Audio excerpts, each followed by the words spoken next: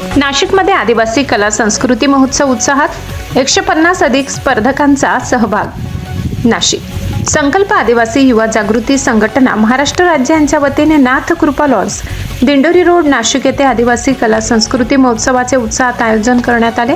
आदिवासी नृत्यकला, वक्तृत्व, समूह गीत गायन, आदिवासी नाट्य यासह विविध स्पर्धांमध्ये तब्बल 150 अधिक स्पर्धकांनी सहभाग नोंदविला। महोत्सवाचे उद्घाटन माजी महापौर रंजनाताई भानसी यांच्या हस्ते झाले।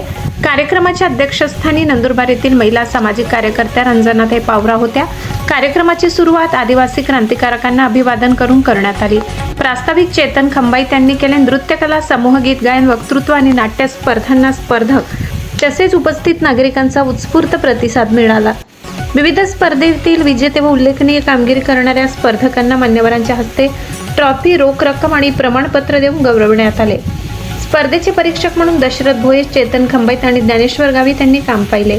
जागतिक आदिवासी दिनानिमित्त यंदाच्या थीमनुसार आदिवासी भागातील आरोग्य क्षेत्रात उल्लेखनीय काम करणाऱ्या दाई, डॉक्टर, नर्स, आरोग्य सेविका, अंगणवाडी सेविका आणि आशा सेविका यांना महिला सन्मान पुरस्कार देऊन गौरवण्यात आले।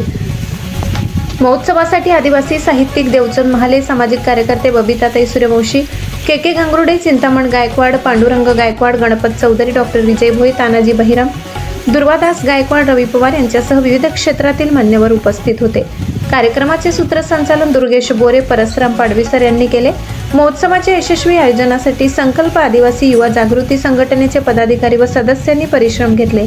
आदिवासी कला, संस्कृती, परंपरा आणि प्रतिभेला व्यासपीठ मिळवून देणाऱ्या या महोत्सवाला नागरिकांचा उत्स्फूर्त प्रतिसाद मिळाला। विविध कलागुणांचे सादरीकरण आणि पारंपरिक सांस्कृतिक कार्यक्रमांमुळे महोत्सवाचे वातावरण आदिवासी संस्कृतीच्या रंगाने न्हाऊन निघाले। कार्यकारी संपादक पुंजाराम खांडवी।